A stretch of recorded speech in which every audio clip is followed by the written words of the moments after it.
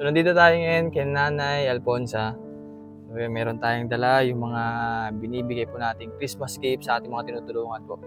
Ayan. So, maraming salamat po Ma'am Betty sa tulong niyo po sa mga pinupuntahan ko dito at mga kababayan po hirap sa buhay. Salamat po. Kapatini. Hello, Neng. Ayan. Ikaw lang dito? Si nanay mo? Ha? Ayan. So, meron akong dala na para sa inyo. Kumain ka na? Anong ulam mo? Bagi po. Wala. Nasaan yung isa mong kapatid? Ando mo. Anong oras umalis si Nanay Alfonsa? Kanina lang po. Anong oras mauwi? Baka alas 4 na daw. So, ngayon pala ay meron din akong itatanong sa iyo. So, yung uniform ba kailangan mo pa? O hindi naman required? Yung pantas na lang kaya. Pantaas na lang ang kailangan mo. Sa baba, meron ka na? Ayos na po yun. Yung ano lang, pantas. Pantaas. Kamusta naman pala yung pagpasok mo? Nakapasok ko buong week? Oo. Nung ano po, nung atres, nung 4 po, nag-exam na po kami. Kamusta naman? Maigi naman po eh. Mabuti. Walang bagsak? Hindi ko lang po alam. Yun. Hindi ko nakikita. Hindi mo nakikita. Basta galingan mo lang sa eskwela at pumasok palagi. Kasi iba yung pagpasok araw-araw kaysa dun sa di ka pumapasok. Mas malaking impact sa pag-aaral mo kung di ka pumapasok. Ano? Yan. So, since kailangan mo naman ay uniform. Yung pantas lang talaga po. Pantaas lang. Paano yung, di ba may pula pa yun dito? Meron na po. Meron ka na? Pantas lang talaga po puti. Dahil po bumili po kami ng tiyahin ko po napamali po ng mili at iba po yung nasa likuran. Ganon. Dapat triangle yung value. So, ilan ang kailangan? 2 lang po. 2. Ayan. Anong oras sa baga? 2 na, no? Ayan. So, since wala naman dito si nanay, sasamahan na lang natin si Jeneline sa palengke para makabili din po ng uniform. Paano si Nathan? Dulaan po yun na nag-sarili na lang po yung magulang po. 4 years old lang yun, Nandiyan naman po yung mga tiyahin. Bagay may tiyahin naman po dito nakapaligid. So, dun lang siguro naglalaro Pero yung mga pamasahe naman ay nagagamit mo naman, hindi naman nauubos agad. Hindi naman po. Talaga nakalaan sa mabuti kasi gawa ng nakalaan talaga yun sa pamasahe mo. Nakabukod naman po yun. Dahil po yung nabigay po niya yung nabukod ng lola. Tapos po pag nagkadasal po siya, yung po yung nagastos. Ayan. Mabuti na lang natin dyan si nanay. Ang dami. Alin? Kasalan, kandila. Nakakarami naman. Bagay. Nakabili naman po yung bigas. Kasi yun talaga yung pinagkakakitaan din po at income nung para sa mga apo ni Nanay Alfonsa. Ito Neneng ay sabi mo na lang. Ikaw nang bahala dito. Sabi mo na lang kay nanay mo na disquarence Ilan pala ang Christmas party mo? 20 po. Ay anong kailangan mo? Ay hindi pa po kami nagpalabunutan po. Yung regalo lang po. Kailangan po. Ngayon ay mabili tayo ng uniform muna, Opo. Para yung sa pagpasok mo wala ka ng problema, Kailangan talaga naman po yung kailangan. Sige, sa palengke. Pumunta na nga kami sa palengke, medyo malapit lang din naman ito. At agad nga ako nagtanong kung meron silang blouse na para dun sa pinapasukan niya. At nalaman ko nga na tela lang meron sila at kami ang magpapatahi. Pero sinubukan din namin magtanong-tanong ngunit talagang tela lang ang binibenta nila. Kaya nagdesisyon na rin lang na bumili na lang ng tela nakakasya sa 2 gagawing blouse. At dito rin pala sila bumili ng tela noong nakaraan. Dahil kwento ni Jeneline, nagpatahi daw sila. Ngunit nagkamali ng tahi kaya hindi niya masuot. Sinelas po. Ang gusto mo, Neng? Ayan. May gusto niyo. May malaki peso. Magkano ba dito, Nay? 180. Ayun pala, sakto lang pala yun. Maliit-liit ano.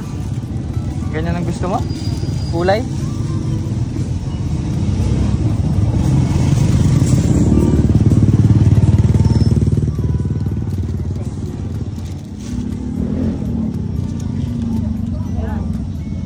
kulay ganyan? O, ganito. Lock sa iyo yan? Ha? Sige. Gray naman.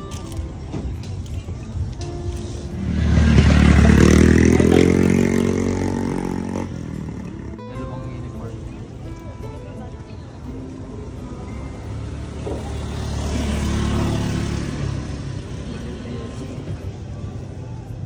Ilang tela?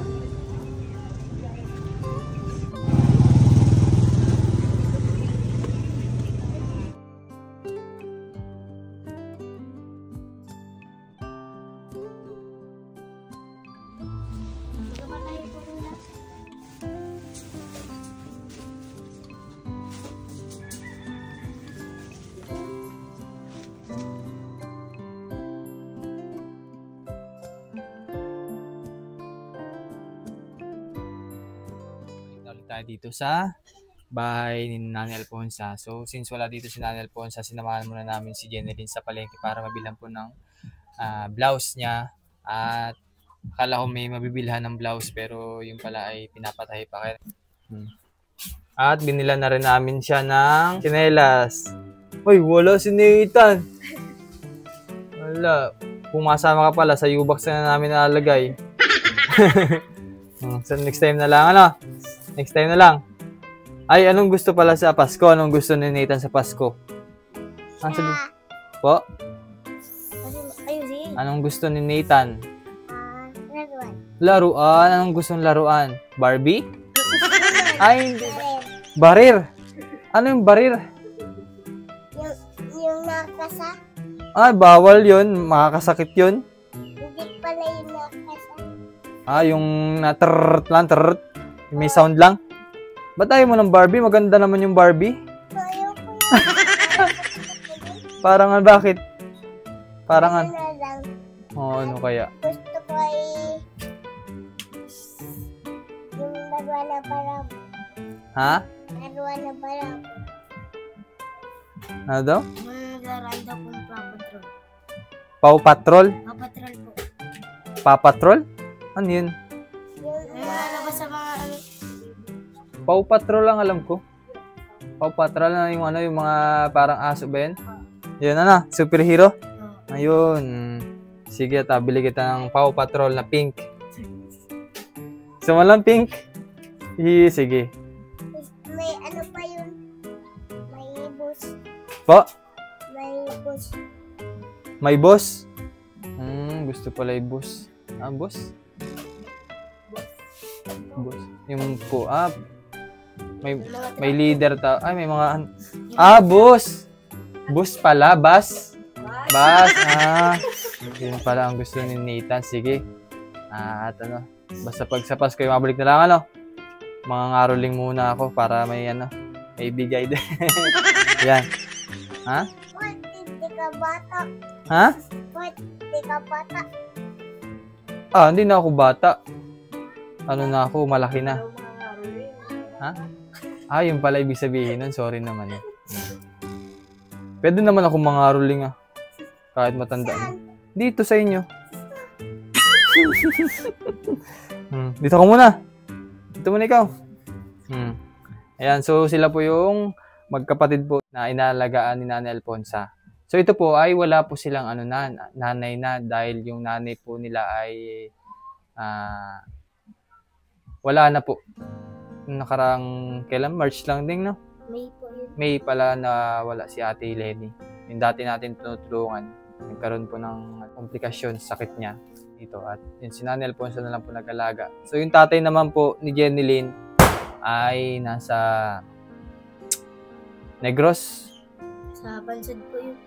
Hindi, yung ano mo. Tatay mo talaga mismo.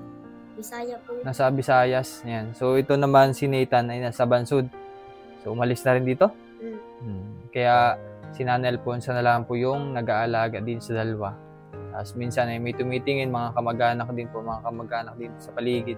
Yan, so bago tayo umuwi ay meron pong binibigay na pang allowance niya para sa pamasahe ni Jeneline kasi malayo po yung school niya. At balikan po ay, kano ning? 50. Ito na yun, para sa pamasahe mo. Bigay mo na lang kay Lola mamaya, no? Pang isang linggo kasi every week ay nadaan ako dito para ibigay din yung allowance niya na pamasahe. Thank you very much din po kay Ma'am Betty. Yan. So, sa patuloy na pagsuporta rin po sa pag-aaral ni Jeneline. Yan. So, may mensahe ka, Nining? Salamat po sa lahat ng tumutulong po sa amin para makapagtapos lang po ako sa pag-aaral. Sana hindi po kayo magsawa sa pagtulong po sa amin. Basta maging mabait lang, ano, palagi. Ikaw, Nita, masunod ka kay ate mo. At tulungan mo si Lola mo lagi, ha? At kung may mga iutos o may paglaba, dapat kusa na, no? Wag nang iasa wag nang ibigay yung trabaho kay Nanay Alfonsa dahil matanda na si Lola, no? Mahirap na pag nagkasakit. Aneng, sige, at maalis na si Kuya. Babay na. Babay na ikaw dun. Bye-bye, Barbie. Sige po. Mga kababayan, magandang hapon sa inyo lahat at ganito na muna update natin kay na Jeneline. Thank you po.